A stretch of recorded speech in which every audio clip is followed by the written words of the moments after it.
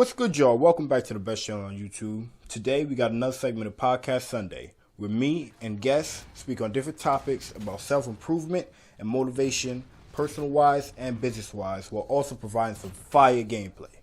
Appreciate you watching, and let's get into it. All right, welcome back. Welcome back to another episode of Podcast Sundays. Today, we do have another topic.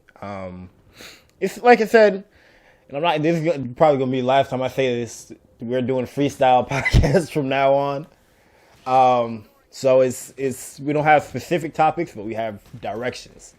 So like I said, it's gonna be the last time I say it. But I want to also welcome back Terence Thomas. Yep. AKA. Thank you for having me back, Mr. M Cat. We're pretty much a duo at this point. Yeah. No need for introductions. Unless we bring on some.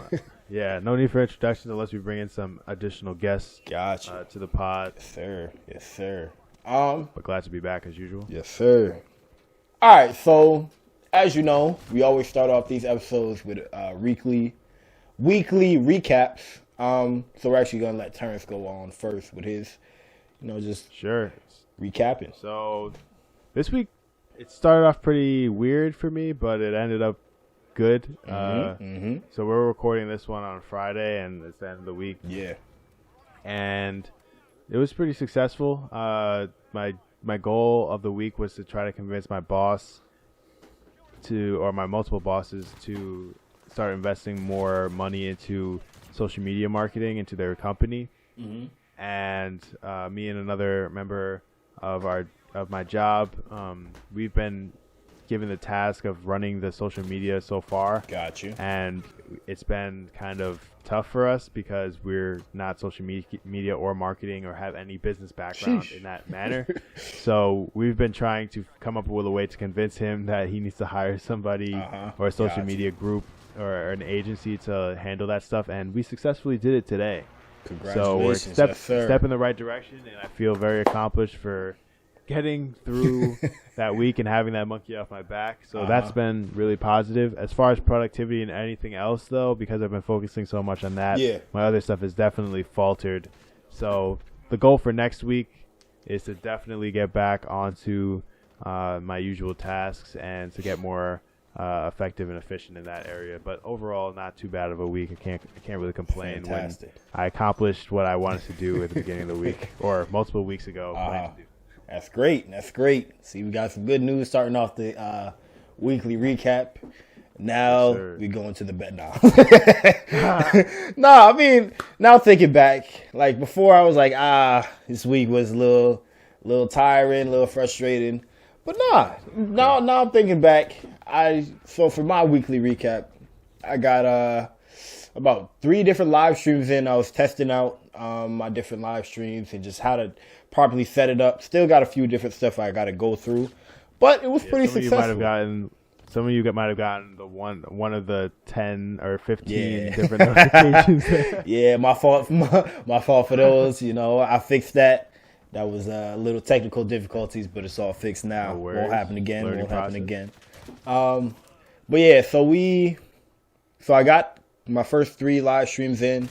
It went pretty good. Had a lot of audience in there. Probably, keeping it stacked, 5 people is a lot of audience for me. So Hey, man, that's pretty good. So hey, that one day we had the group, the chat talk. Yeah. Chat was blowing up on the I think that was maybe Wednesday. But so it's been an interesting week. So I've had, like I said, 3 live streams. I think I uploaded twice this week, and then I also did more of my graphic design work, which is what I do on the side. Or I guess you could say that's my other thing that I do other than YouTube. Money maker right now. But Right. yeah. So I got a lot of jobs. I was very busy. That was the stressful thing, which was just the graphic design on my other side. So busy means money, but busy also means tired. So Right. So it was a great week. Just a little tiring, a little stressful, but hey, we're still out here. How do you kind of assess,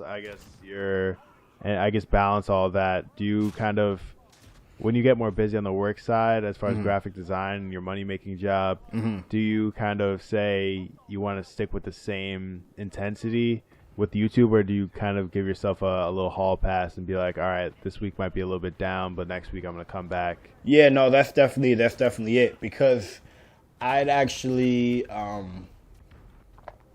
had that last week, I believe, where I just was so busy with the graphic design and printing and stuff like that I didn't really get to upload too much. So then that's what motivated me this week to get the live stream started and to put out 3 videos. And I was up till 1 last night even doing a live stream, which I would have never seen myself do. But it was like I just knew that I needed to get as much content out as possible just because of my lack last week of having content. So I mean, it's definitely a balance thing where I know that if I don't have enough, or if I personally don't feel like I've done enough on the channel due to work-wise, then I would definitely push for the next week to do a lot better. Definitely. Yeah, kind of like we spoke about last week, and it's like always a theme. It's like everything's continuous. So even if you were consumed with something else and your goals didn't get hit, it's just more motivation for you to set it up even better for the next week and figure out how to optimize your videos. Yes, sir.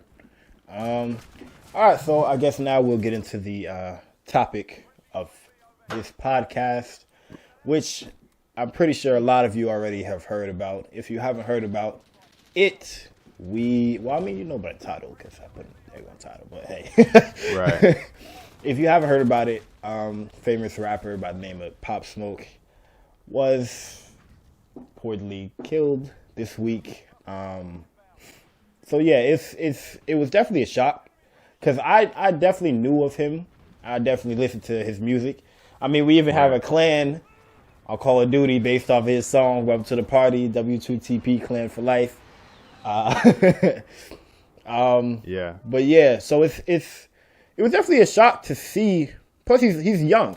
He was like really young. He was like 20, I think. 20 years old. And the crazy part about that, as I saw his, when people pass away, you see like the birth date and the death. Yeah. Date of the death. And just seeing like the 1999 and like my younger brother's born in the same year to think about like somebody that's born in the same year as like your siblings, that are people that are young. Yeah. It's just crazy to see. And like he passed away. He was murdered, but it was also like a home invasion. Where somebody's trying to come into your house and rob you. You only wonder what went down, whether he had weapons on him and they felt the need to shoot, or if they just were coming in with the intention to murder in general, which is even crazier. Well, I mean, what I read about it was that it was more of a hit. That's what I read. At first I read, or they reported that it was like a robbery, but then as they went on, it was more like a hit. But it's just crazy to me how just like the mindset of just, I don't even know what it was from, because he did lead a certain lifestyle. Like before he got into rap, he probably still was slightly in it or somewhat in it. Right. But, I mean, you don't know 100% because you don't know his day to day. You think like he was out in California when he was killed, and he's from Brooklyn.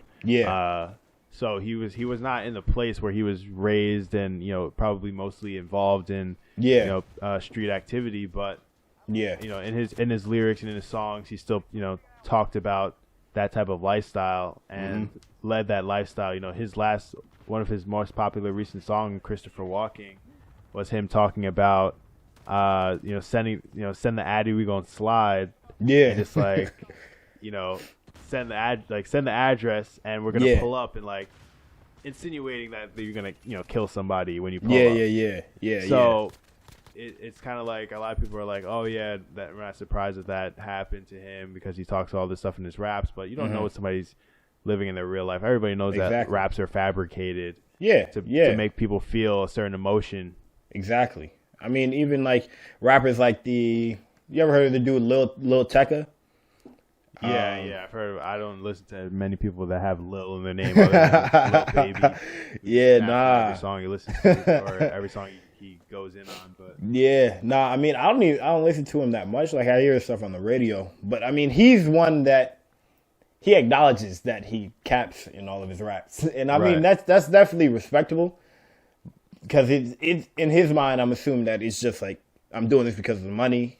He doesn't want to be like incriminated on stuff that he doesn't do, so he just makes sure that it's known that what he's saying is just to get that, like you said, the feeling. That's what people listen to music for, to get that feeling, to get that pump. Like people listen to the Future because they want to feel like what it feels like to be off like crazy amounts of lean all day. Yeah. But like Future will be like, I haven't done lean in forever. Like yeah. It's like okay. Yeah, exactly. So it's I forget where did we leave off of Pop Smoke. I just want to like finish. Oh, you were talking about the fact that you were he was leading. Oh yeah.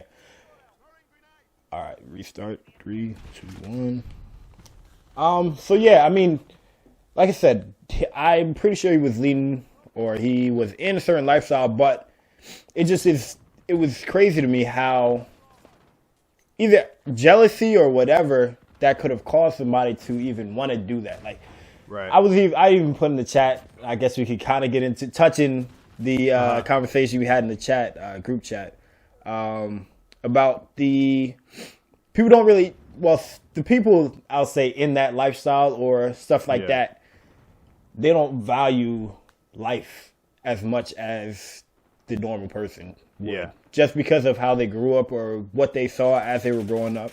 Right.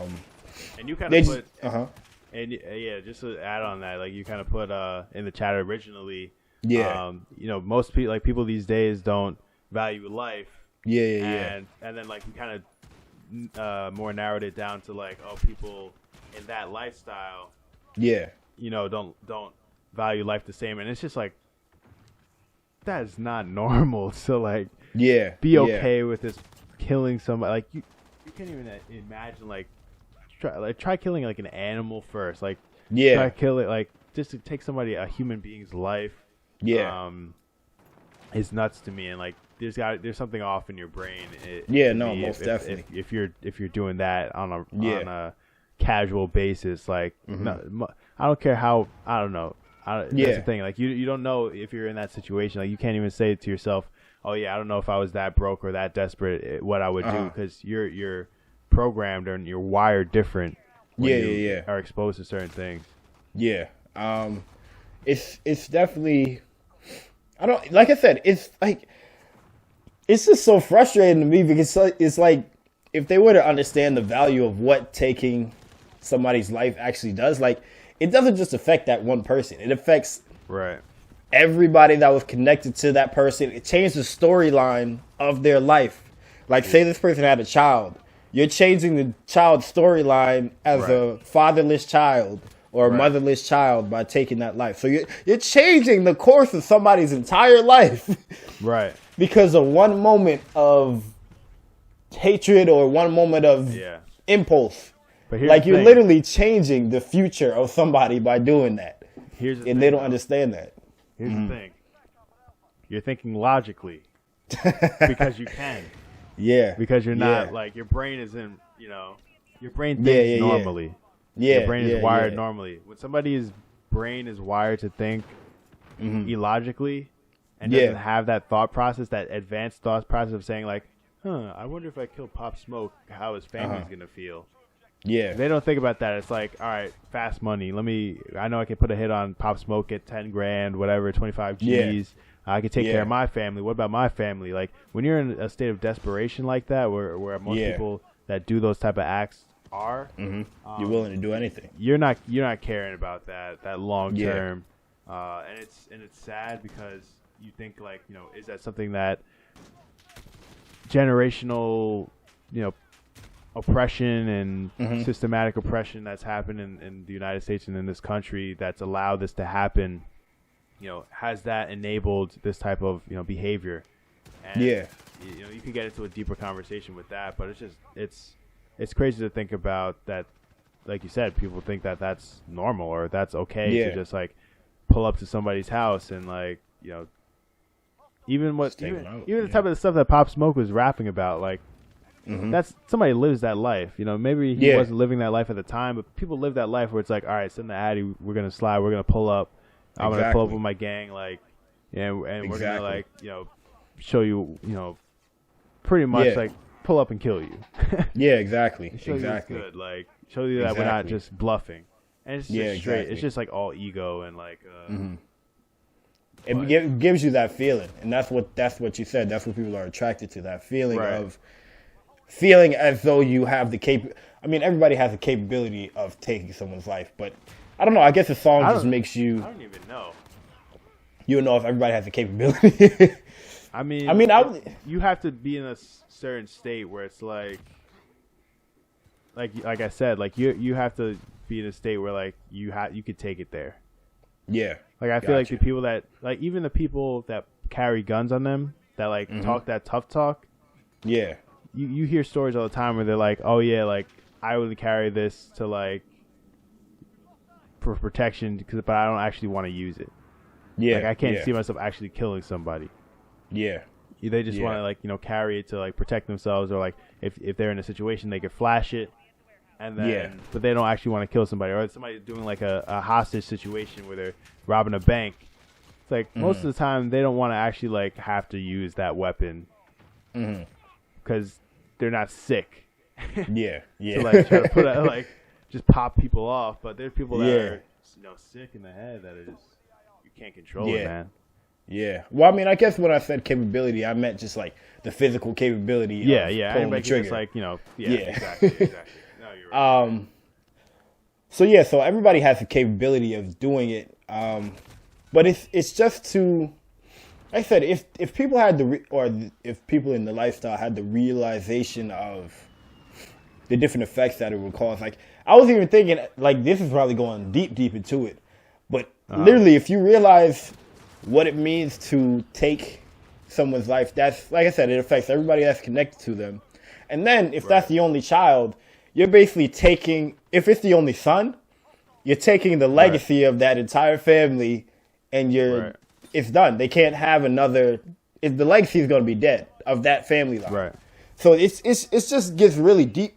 And you're thinking so logically, and that's so right, because if you're thinking logically, you're like, I actually want Pop Smoke to succeed, because then maybe, you know, when I have kids or my kids have kids, we will bring up the value of Brooklyn. Yeah. We'll bring up the value of Canarsie, where he's from. Yeah. My kids that live in Canarsie, they might want to, and not saying that the people that killed him are from Canarsie, because they probably aren't. They're probably from LA somewhere. But it's like, you, even in that case, like his kids might have kids, and they might bring up the value of just black people in general. Yeah. How black people are looked. Yeah. Increase the wealth of you know, the just our people. Yeah. So it's like, if you're thinking logically, you're like, all right, I want this black man to succeed. Yeah. So it could bring up the value of other black people. So we don't have to deal with impoverished situations. We don't have to deal with having to, you know, do a quick hit, or feel like a quick hit is something that's worth whatever, 25 racks or whatever they're getting paid, probably less than that. Exactly. Or over pride, you know? Yeah, exactly. So it's and I don't even want to stay on this topic too much, because I think we've been on it for quite a while. Yeah. But it just goes to show. I think the world just needs to start thinking a little more logically, little more. Just I think Gary Vee says it a lot. Just be like kind. It's like that's really the basis of it. Like, just be a good person. Like, it's not that hard to be a good person. It's really not. No matter how much you've been through, a lot of people have been through a lot, and most of the people that are good have been through a lot. So it's not impossible. And that goes back to like the wired brain thing, because there's a lot of people that are living in the hood in worse conditions, very bad conditions, that could desperately use some money to do something crazy, but they're not wired that way. They're just good, genuine people. Or, exactly. You know, they're just hardworking people, and they won't kill somebody over a stupid act like that. But when you're involved in that activity for so long, you just think, oh yeah, this is regular. Yeah, it's normal. But I know another thing they were saying. So you were reading more into it, and they were saying it wasn't necessarily like a robbery situation, but home invasion. But I also saw other things that were saying it was a home invasion, and how I saw on Instagram he was showing like a package he received that had his address on it. Yeah. So, how do you feel about, I guess, kind of coming off the topic, but still related to it? How do you feel about people, I guess, some could say a direct correlation of him, flaunting the stuff that he has, or, flexing, or, even the hatred or the greed or the jealousy may come from the fact that, he's always on Instagram showing off how much money he's got, or like showing off the chains he's got. Even on his album cover, he's iced up with the chains and and diamonds and all that stuff. So how do you feel about just people flexing in general? Especially when they started from the bottom or coming up, and they're just showing off what they've got, and they probably made a few mil. Got you. So I mean, I definitely don't have a personal problem with somebody that likes to show off their accomplishments or show off, like you said, somebody that comes from nothing. Of course you want to show off what you've got, what you've accomplished, what you built from the ground up. Like anybody, that's anybody's response. But you just have to, in my opinion, you just have to realize that showing off brings two things. It can bring good things, but it can also bring, we'll say, good eyes, and it can also bring bad eyes. Right. Bad eyes are people that want to take what you have from you. So you have to make sure that you have that awareness of that there are good eyes and there are bad eyes. Eyes that look at you and sort of, I guess you could say, idolize you or want to be like you. And then you have bad eyes, which are looking at what you have and want to take it from you. Right.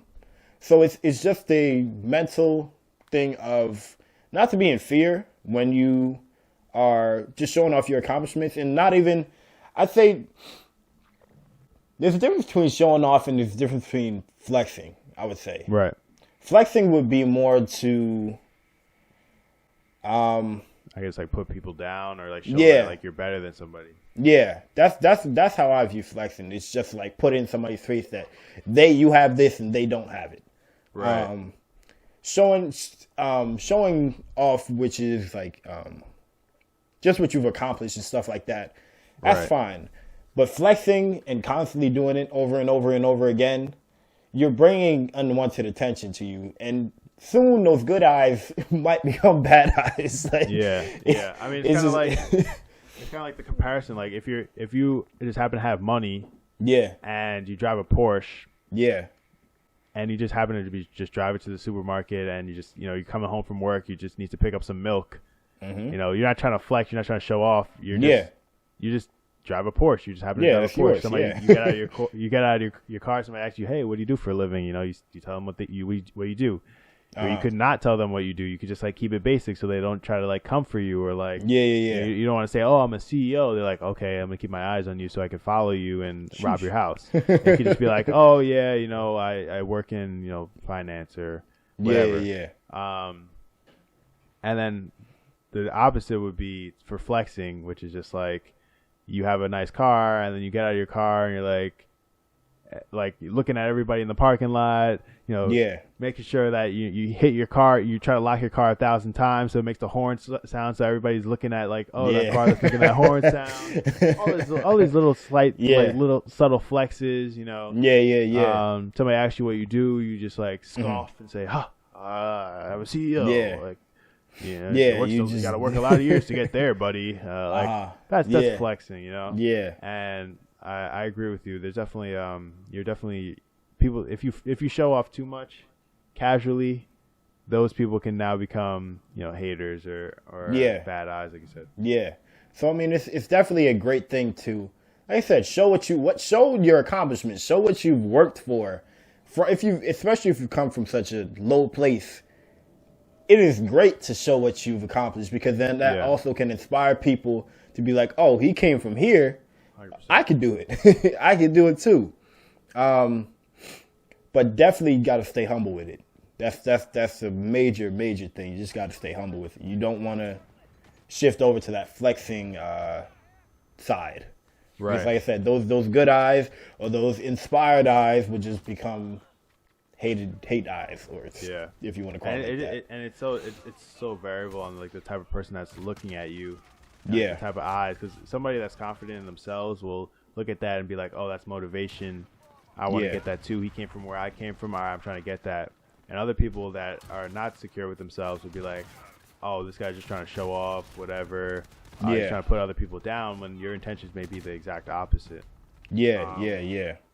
But I have some, I guess, a perspective on that. And I want to hear what you have to say about it. It's kind of like, so I heard this pretty famous financial advisor, Dave Ramsey, and he's pretty big on YouTube. And I've been watching a lot of his videos lately because I'm just getting ready to kind of go on my own financial journey, move out and stuff to go to medical school. And he talks about how a lot of the people from the first 1 to 50 million, or maybe 1 to 10 million, that's maybe their first 1 to 10 million, you wouldn't know that they're millionaires by just looking at them. They might drive like a used car. They might have freshly pressed clothes and clean clothes, but you wouldn't know by just looking at them or having a conversation with them that they're worth that much.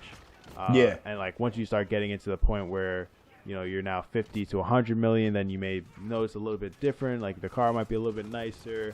How do you feel about, like, what do you feel is a good time? Like, let's say you're somebody that's coming up and you're probably in Pop Smoke's position where you're probably in that 1 to 10 million range, and you are now getting like the crazy cars, or like you're getting a crazy house, or trying to having these different things. Do you feel like that's something that, obviously because he's from the hood, it's something that that's the tendency? But how do you feel that you would handle that situation just on a regular scale, not being that notarized popular dude? Well, I think it really just depends on the person, and also what your personal thoughts on success is. Like, if you feel like you've reached that pinnacle of success, and then you decide that you want to, I guess, get into that thing where you just like buy the nice stuff and have, and like you say, get into the showing off and stuff like that. That just, I'd say that personally just depends on what you define success as. Because you can have somebody that can define getting $1 million as successful, but you can have somebody else that says that's nothing. If you $1 billion, $1 billion is success. Yeah. So I don't think there's like it's all a personal thing for what would be the right time. Like me, I have a high goal of like, I don't think having $1 million is successful, because I know how quickly you can use $1 million. Right. That's just based off of how I was raised and the mindset that I've been taught, that $1 million isn't a lot of money in the long run. Like, you could buy a house, you could buy a nice car, but you're still gonna have to make payments, insurance payments. You're still gonna have to make all these other bills and stuff like that. So that $1 million is gonna slowly deplete after 5 years or so, or even less. So my thoughts of success would probably be more in like the 100 million or billion range. I would say that's like you made it. Right. Yeah. Like you made it. Yeah. But as for exactly. But I'd say the point of where you can start to, I guess, treat yourself, because some people they just buy nice things just for themselves, not even to show off. Like if somebody wants a Corvette, like I'm going to be getting a Corvette. That's one of the things that I will be doing. I'm getting a Corvette. I even know the color I want. I want a matte black with gold trims. Whatever year it is, Corvette. So that's something, and that's not for anybody except for myself. Right. Like that's just for me. That's what I want. So I don't think there's really a point for me where I'd say once I get to that generational wealth, like you said, that's where I think that I start living would be comfortable. Yeah, I'd be comfortable with changing up the lifestyle into that higher point. Yeah. Not for anybody but myself. Like, right. That's just my thing. Yeah. Yeah, I guess it depends on your values too. Like, what do you value? Like, if you didn't grow up like valuing like a nice chain, and like, because a lot of people, they won't know how much money you have unless you have those like tangible things like a chain, nice car. Like, they're not following you home. Like, they most likely don't know like how big your house is in the day to day. But if you're like pulling up with like, you know, iced out wrists, rings on, chains, like, they're like, okay, this guy's got some money, you know?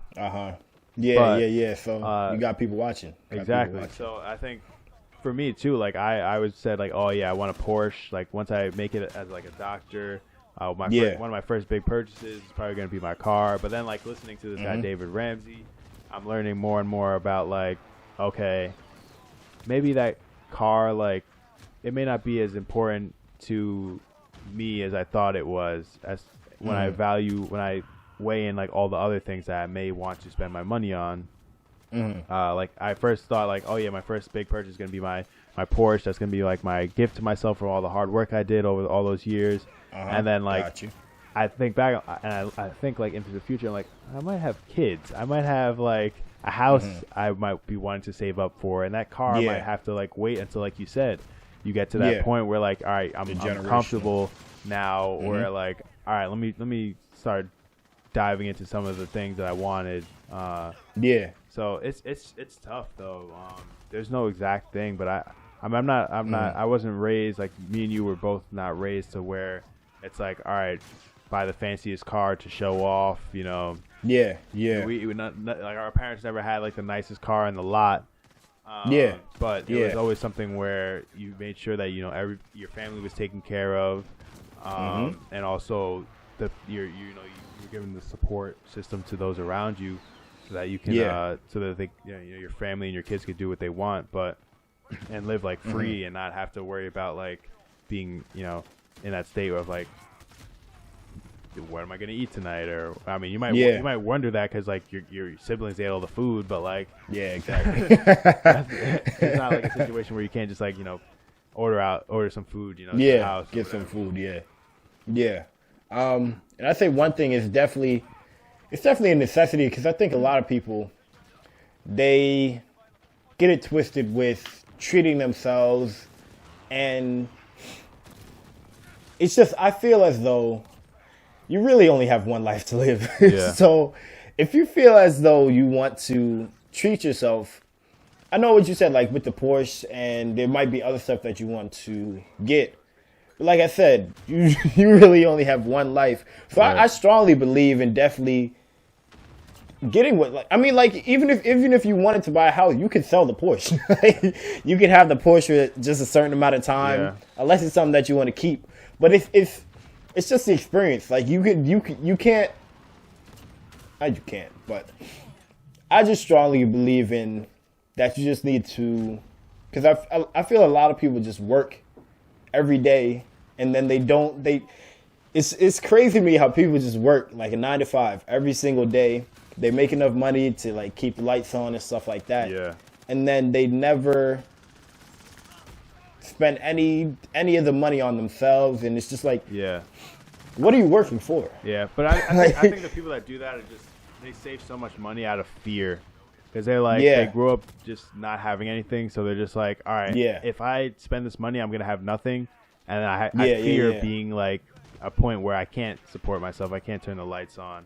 So I think that's like, it comes out of, the saving comes out of fear, but it's also like, maybe their income is not enough, or maybe they're a single parent home, or maybe they make enough money to like treat themselves, but they don't know how to balance their finances, so they're actually living in a home or living in a situation where they can't actually afford, or trying to, you know, live in a house that they started financing a house that they couldn't actually afford, and now they're making, you know, a 30-year mortgage payments on something that they could have never afford from the beginning, and now they're trapped in debt, and now they're like, all right, I can't reward myself, I got to pay off this debt, and they just die with zero happiness and zero fulfillment. Exactly. So it's definitely a necessity to, because it's I'd say that's a pointless life if you just work all this time and you just never use what you've worked for. I mean, I know how it says to, leave stuff for your kids and stuff like that. That's definitely something that you should do as well. Yeah.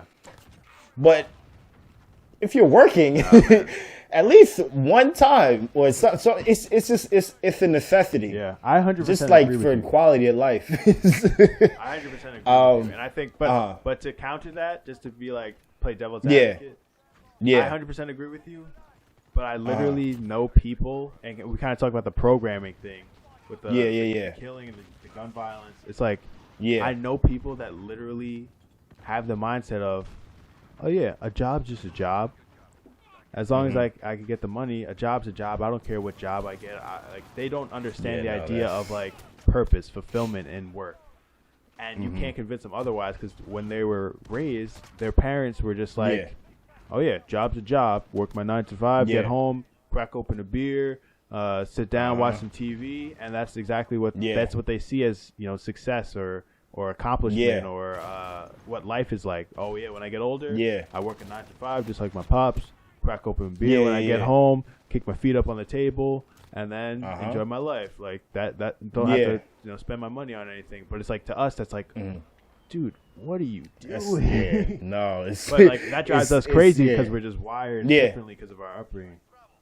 Yeah, and it's I just feel as though that's like, it's just really sad to me, just because it's like they're not realizing what you can do in your life. Like, even we were talking about just the different places we wanted to travel. Yeah.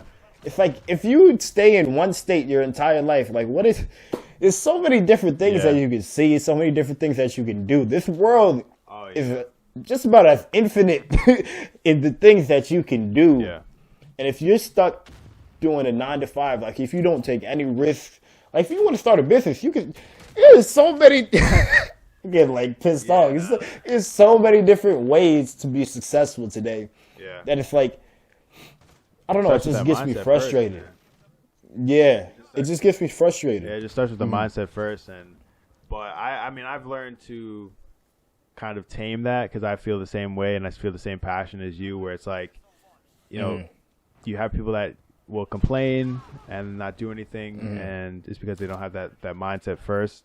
And then people will even have a perspective and be like limited in how they think. Yeah. Be like, well, if all you did was step outside a little bit, step outside your little bubble, your one city, and go travel the world, you wouldn't think that Mexicans are coming to steal your jobs. Like, but it's like, you can't get that through to somebody that's programmed a certain way, because they will never see, Mexico as a beautiful place. They'll just see what their bubble tells them that Mexico is, which is rapists and thieves and liars and traitors or whatever.